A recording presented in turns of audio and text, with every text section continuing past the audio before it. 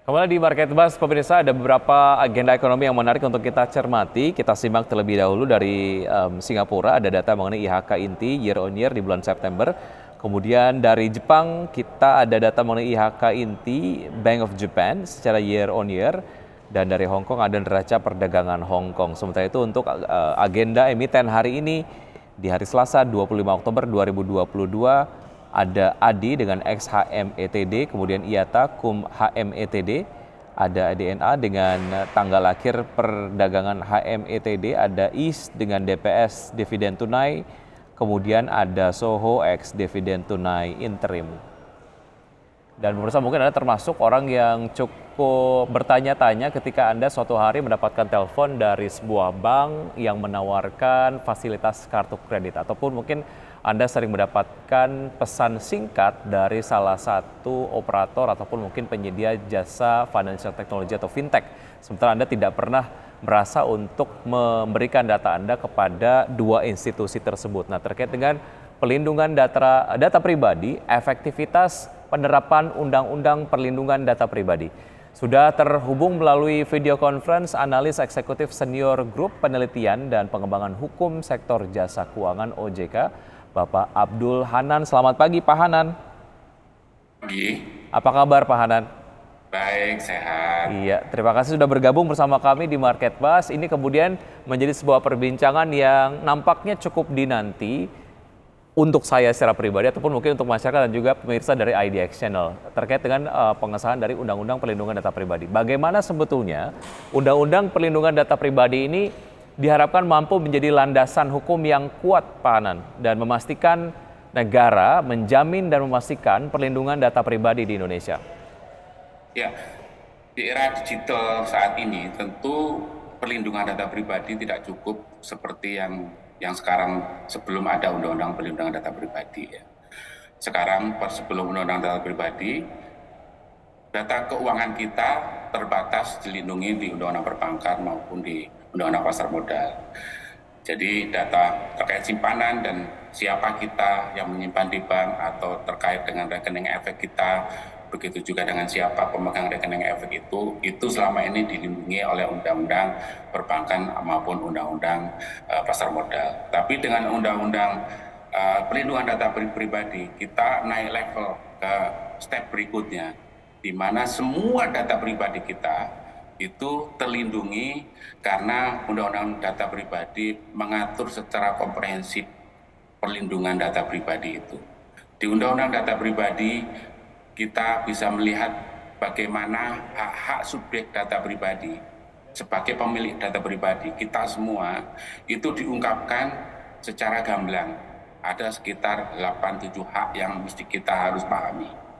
Dan dengan kita memahami hak yang dilindungi oleh undang-undang, tentu menjadikan lembaga keuangan termasuk juga dengan pihak-pihak yang terkait yang menggunakan data pribadi kita. Bukan hanya lembaga keuangan, lembaga kependudukan, lembaga kesehatan, juga semua aspek kehidupan kita harus memperhatikan Undang-Undang Perlindungan Data Pribadi. Artinya sebenarnya Undang-Undang Perlindungan Data Pribadi menjamin, memastikan kerahasiaan data pribadi kita dari segala aspek, bukan hanya terkait dengan sektor keuangan, tapi juga terkait dengan seluruh aspek kehidupan kita, terkait dengan pelindungan data kependudukan kita, terkait dengan pelindungan data dan informasi terkait kesehatan kita, apalagi data keuangan yang kita lakukan dalam kehidupan sehari-hari kita. Baik, Pak Hanan, jika sebelumnya data pribadi kita sudah terlindungi walaupun mekanisme perlindungannya bukan dalam bentuk undang-undang begitu ya, artinya itu memang sudah ada sebuah mekanisme untuk melindungi data pribadi kita. Tapi kemudian mengapa masih terjadi kebocoran data pribadi dari masyarakat sendiri? Apa temuan dari Anda sendiri, Pak? Ya, tentu ini ada dua faktor, ada dua pihak yang mesti harus kita lihat ya. Pertama adalah hak dari subjek hukum. Pada saat mana subjek hukum itu mengetahui haknya dan kemudian bisa menuntut haknya. Nah, ini yang kemudian tidak ada di undang-undang yang ada sekarang. Begitu juga dengan ancaman hukuman. Ancaman hukuman itu tidak begitu clear dengan kondisi peraturan perundang-undangan sekarang. Nah, di Undang-Undang Data Pribadi ini hak dari pemilik data pribadi. Kita semua nih, kita seluruh warga negara Indonesia mengetahui hak kita dan bagaimana memperjuangkan hak kita dan bagaimana menuntut pengendali data pribadi, baik pengendali pribadi di sektor keuangan, di sektor pendudukan, di sektor kesehatan, dan hampir semua sektor. Itu harus mengamankan dan merahasiakan data pribadi kita. Once data pribadi kita keluar, bukan sesuai dengan peruntukannya, maka kita sebagai pemilik data pribadi dapat menuntut pengendali data pribadi dengan ganti rugi, dan kemudian kita bisa memidanakan juga lembaga yang mengungkapkan data pribadi tanpa concern persetujuan dari kita. Baik. Mungkin itu yang mesti kita lihat. Ya, artinya ada penguatan perlindungan terhadap data pribadi dari masyarakat begitu ya. Masyarakat bisa menuntut dan juga menuntut pemberian ganti rugi terkait dengan data yang misalnya suatu hari nanti terbukti bahwa itu dibocorkan oleh salah satu institusi keuangan begitu ya. Baik, kalau kita bicara mengenai sektor keuangan sendiri, Pak Hanan, sejauh mana ini kemudian menjadi sektor yang cukup rentan terkait dengan praktek penyalahgunaan data pribadi? Iya, ya kita pahami perlindungan di sektor keuangan itu dengan Undang-Undang Data Pribadi itu menjadi perlindungan yang double cover istilahnya. Kalau kemarin kita dilindungi dengan Undang-Undang Perbankan, Undang-Undang Pasar Modal untuk data-data keuangan atau data-data rekening efek kita, maka dengan pelindungan data pribadi, semua data kita itu wajib diproses sesuai dengan tujuan dari kita sebagai pemilik data pribadi. Jadi pemrosesan data pribadi yang kita miliki itu wajib memperoleh persetujuan dari kita. Itu prinsip utama dari Undang-Undang Data Pribadi. Tanpa adanya persetujuan untuk dilakukan pemrosesan data pribadi, maka pemrosesan data pribadi itu ilegal. Nah, dengan konsep itulah maka lembaga jasa keuangan yang sudah diatur secara rigid di Undang-Undang Data Pribadi, apa kewajibannya untuk dia melakukan, misalnya satu, pemrosesan harus dilakukan sesuai dengan tujuan dari pemilik. Lalu memastikan keakurasian dari data pribadi yang diperoleh dari pemilik. Lalu ada kewajiban untuk memperbaiki kesalahan. Ini ada proses komunikasi dua pihak nih. Pada saat si pemilik data pribadi melihat bahwa data pribadi yang dia lihat di media itu kemudian salah, maka ada kewajiban pengendali, misalnya lembaga jasa keuangan, untuk memperbaiki dalam jangka waktu 3 kali 24 jam. Lalu ada kewajiban pengendali data pribadi, dalam hal ini LJK misalnya, untuk melakukan perekaman atas seluruh kegiatan dalam rangka pemrosesan data pribadi. Lalu dia ada kewajiban bagi pengendali data pribadi, misalnya lembaga jasa keuangan, untuk melindungi dan menjaga kerahasiaan serta melindungi dari pencurian data. Jadi kewajiban-kewajiban yang disematkan kepada LJK, kepada pelaku di industri yang melayani masyarakat, itu clear diatur secara lengkap di sini. Sehingga pelanggaran atas hal-hal itu tentu menjadikan aspek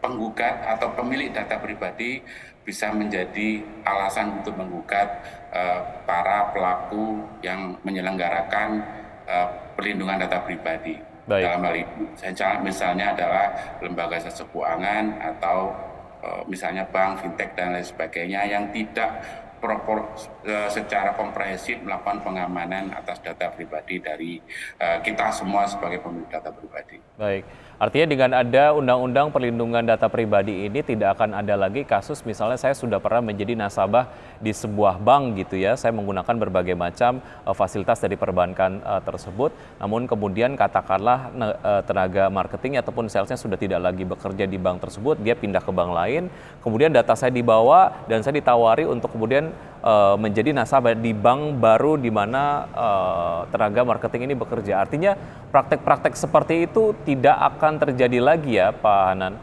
Ya, nah itu proses edukasi ya sebenarnya ke masyarakat ya. Edukasi kepada para pelaku di industri, edukasi kepada masyarakat juga. Pada titik mana sebenarnya dia merasa dirugikan dan kemudian dia bisa mengajukan keberatan bahkan tuntutan hukum.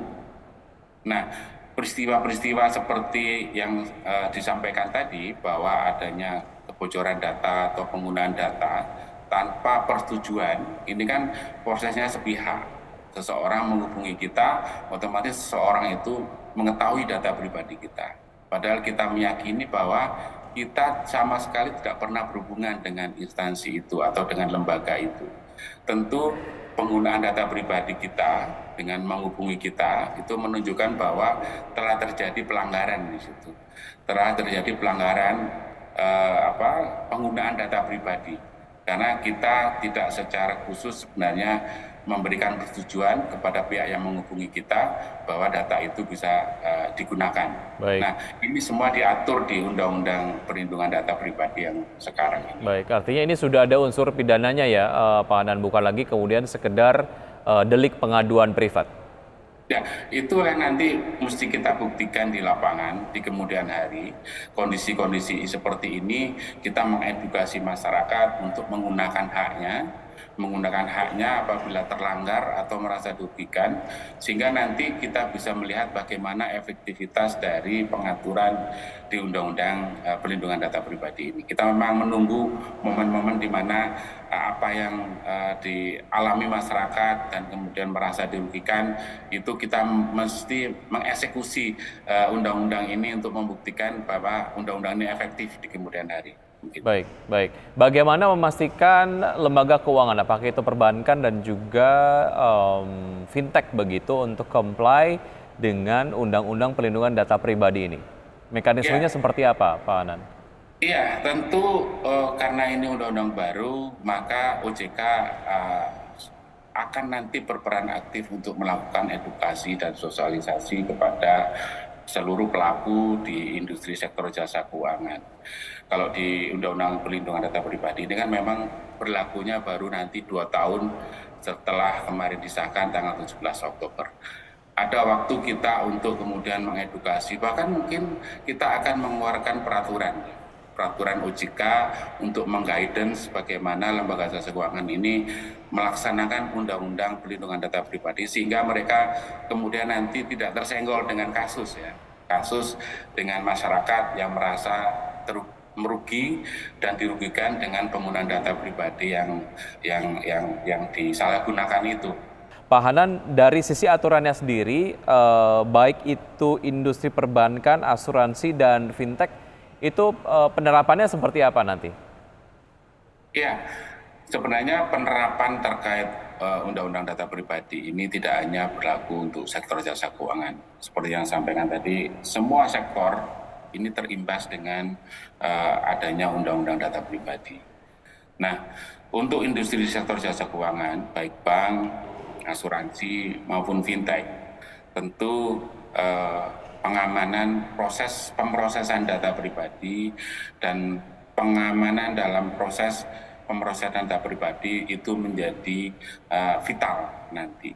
Karena sekali lagi, pada saat si pemilik data pribadi mengetahui bahwa data pribadi digunakan tidak sah, dia bisa menggunakan mekanisme untuk menghentikan pemrosesan data pribadi di lembaga jasa keuangan itu, atau dia kemudian bisa mengajukan gugatan ke pengadilan atas kerugian yang diderita.